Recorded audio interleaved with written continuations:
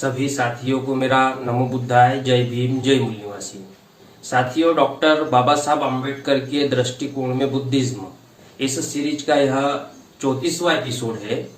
और पिछले एपिसोड में हमने ये जाना कि तथागत बुद्ध और पुष्यमित्र शुंग के बीच में ब्राह्मणों ने जो साहित्य लिखा था, जिसको मीमांसा साहित्य कहा गया या वेदांत सूत्र कहा गया, जिसे पूर्व मीमांसा और उत्तरी मीमांसा कहा गया, जो कि वैदिक साहित्य में जो पहले के साहित्य है, वेद और ब्राह्मण ग्रंथ, तो इन ग्रंथों को मैनेज करने के लिए जिस शाखा का गठन किया गया उसे पूर्व मीमांसा, और बाद के जो वैदिक साहित्य में जो बाद के ग्रंथ है जिसमें उपनिषद और आरण्यक ग्रंथ आते हैं, तो इनको मैनेज करने के लिए जिस शाखा का गठन किया गया उसे उत्तर मीमांसा कहते हैं।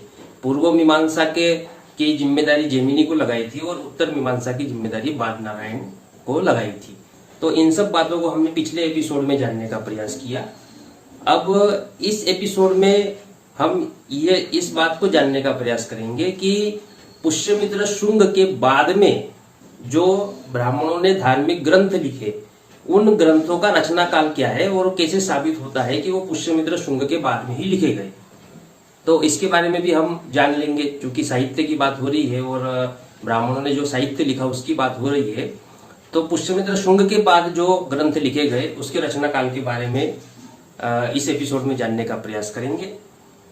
यदि आपने इस चैनल को सब्सक्राइब नहीं किया है तो नीचे लाल कलर के सब्सक्राइब बटन को दबाकर क्लिक करके इस चैनल को सब्सक्राइब कर दीजिए।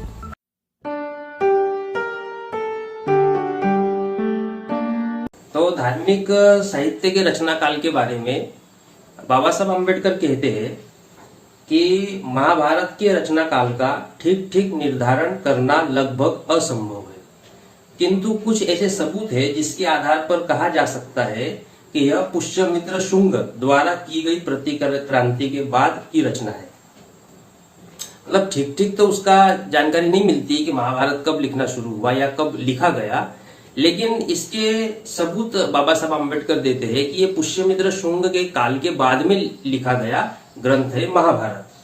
तो महाभारत के रचना काल के बारे में बाबा साहब कहते हैं कि महाभारत में हुणों का जिक्र है।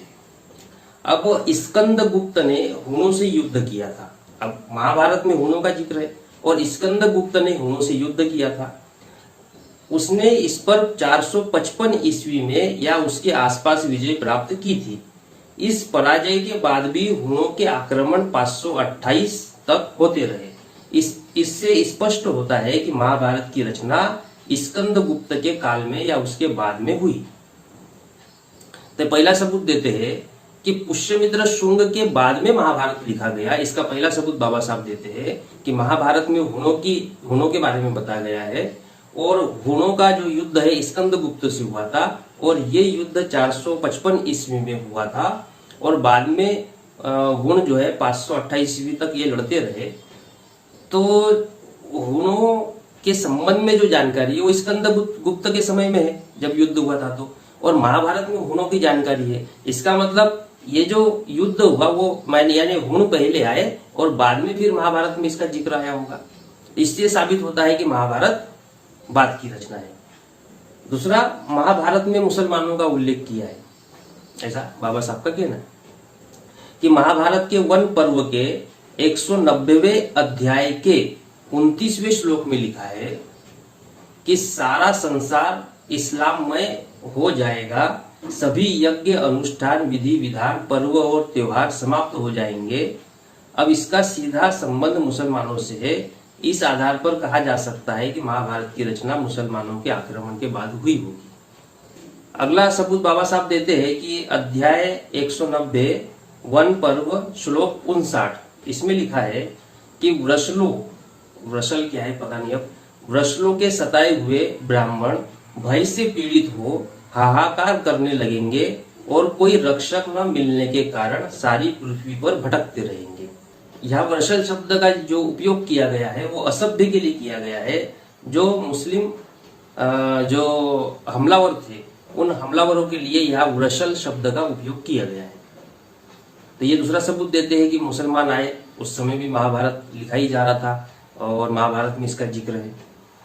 इसके अलावा अध्याय 190 श्लोक 65, 66 और 67, इसमें क्या बताया गया है कि समाज अव्यवस्थित हो जाएगा, लोग एडुकों की पूजा करेंगे, वे देवों का बहिष्कार करेंगे, द्विजों की सेवा नहीं करेंगे, द्विज यानी ब्राह्मणों की सेवा नहीं करेंगे, सारे संसार में एडुक व्याप्त हो जाएंगे, युग का अंत हो जाएगा। ये अध्याय 190 श्लोक 65, 66, 67 में दिया हुआ है। अब यह एडुक का अर्थ ईदगाह जहां मुसलमान नमाज अदा करते हैं, ऐसा बाबा साहब ने कहा है। तो उपरोक्त सबूतों के आधार पर कहा जा सकता है कि महाभारत की रचना अलग अलग चरणों में अलग अलग लेखकों ने की। अब ये अलग अलग घटनाएं हैं।